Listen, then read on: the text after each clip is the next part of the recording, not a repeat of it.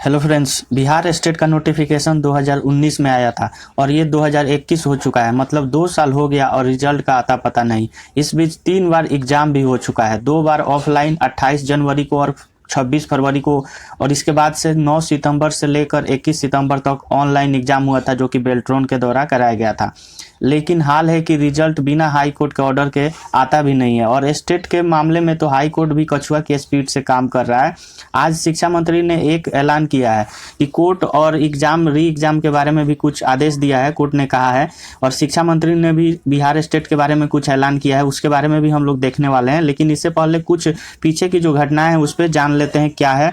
जैसे कि आप सभी को पता होगा कि जो हाई कोर्ट है उसने जो एग्जाम हुआ था उस एग्जाम के बारे में कहा था कि जो पुनः एग्जाम हुआ था उस पर रिजल्ट पे रोक लगा दिया था। और पटना हाई कोर्ट ने आउट ऑफ सिलेबस प्रश्न पूछे जाने के संबंध में जो दायर याचिका थी उस पर सुनवाई करते हुए अंतिम फैसला आने तक रिजल्ट प्रकाशन पर रोक लगाया था।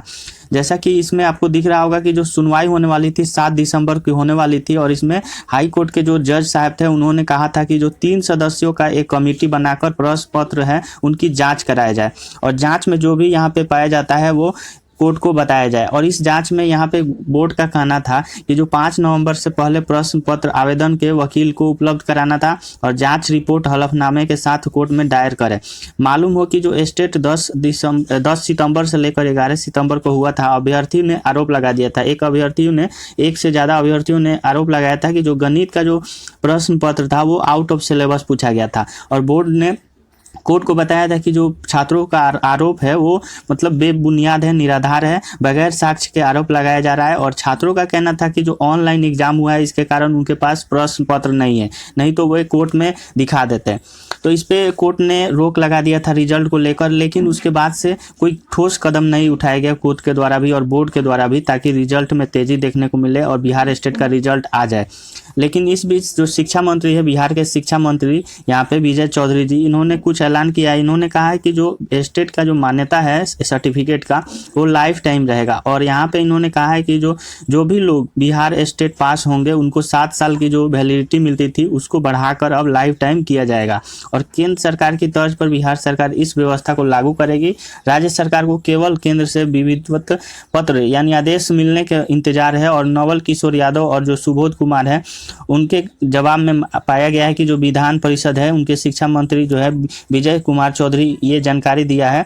और इसके साथ साथ मंत्री जी ने ये भी कहा है कि जो राज्य के उच्च माध्यमिक विद्यालय है उसमें जो शिक्षक पद पर नियुक्त होंगे वे पात्रता परीक्षा पास होना उनके लिए अनिवार्य होता है। तो इस प्रमाण पत्र की जो वैधता है अभी फिलहाल में 7 साल थी, लेकिन स्टेट जो 2012 में उत्तीर्ण हुए थे उनकी जो वैधता 2019 में समाप्त होने वाली थी तो उनको 2 साल बढ़ा दिया गया था।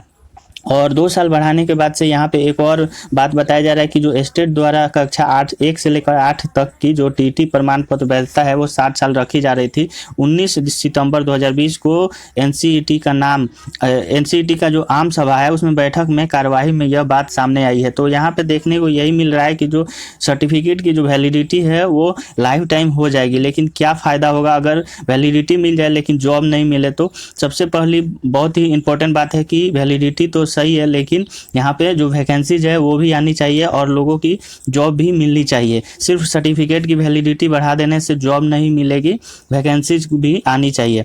इसके बाद से हम लोग एक और बात देखते हैं। जो बिहार में जो हाई कोर्ट है, पटना हाई कोर्ट, उसने कहा है कि जो भी यहाँ पे छात्र निष्कासित हुए हैं उनको राहत दिया है और फिर से एग्जाम देने का मौका दिया है। अब यहाँ पे क्या मामला है इसके बारे में देखते हैं। जैसे कि आपको पता है कि जो एग्जाम यहाँ पे 28 जनवरी 2020 को हुआ था ऑफलाइन एग्जाम, उसमें कहीं कहीं सेंटर पे धांधली देखने को मिला था।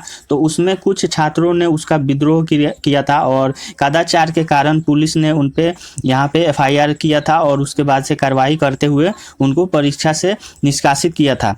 और जो भी वहाँ पे कदाचार में सम्मिलित है उन पे प्राथमिकता दर्ज भी कराई गई थी। इसके बाद से क्या हुआ था कि जो बोर्ड है, बोर्ड ने जब एग्ज़ाम इसको दोबारा लिया, ऑनलाइन एग्ज़ाम लिया, तो ऑनलाइन एग्ज़ाम लेने के समय जितने भी 106 छात्र थे उनका एडमिट कार्ड जारी नहीं किया था। तो एडमिट कार्ड जारी नहीं किया था, इसके कारण से वे परीक्षा में बैठ नहीं पाए थे। तो फिर वे लोग जाकर पटना हाई कोर्ट में एक केस दायर किए और उनमें उसी केस पे सुनवाई करते हुए कोर्ट ने कहा है कि जो भी 106 छात्र हैं उनके साथ नाइंसाफ़ी हुई है और उनको यहाँ पे परीक्षा में बैठने नहीं दिया गया था, जबकि ऐसा होना नहीं चाहिए था। जो भी दोबारा आयोजित परीक्षा कराई गई थी उनको 106 छात्रों को परीक्षा में वंचित रखा गया था और उसके बाद से उन्हें परीक्षा में बैठने नहीं दिया गया था। तो कोर्ट ने यही कहा है कि उनको फिर से एग्ज़ाम देने का मौका दिया जाए, यानी कोर्ट ने ये कहा है बोर्ड को कि 3 महीने के अंदर उन सभी 106 छात्रों का एग्ज़ाम लिया जाए। तो जो भी 106 छात्र हैं उनका एग्ज़ाम दोबारा होगा। अब ये बात सामने आई है कि जो 106 छात्र हैं उनका एग्ज़ाम एक बार हो जाए और उनका एग्ज़ाम होने के बाद अब यहाँ पे देखने को मिलेगा कि 3 महीने के अंदर कितनी जल्दी से बोर्ड उनका एग्ज़ाम कराती है और एग्ज़ाम कराने के बाद फिर से ये आशा लगाई जा सकती है, उम्मीद बना सकते हैं कि रिजल्ट जो है वो 3 महीने के बाद आने वाली है। तो यहाँ पे जब तक एग्ज़ाम कंडक्ट नहीं होता तब तक रिजल्ट तो बहुत ही मुश्किल है, लेकिन एग्ज़ाम होने के बाद ये उम्मीद है कि 3 से 4 मंथ में रिजल्ट जो है वो आ जाए।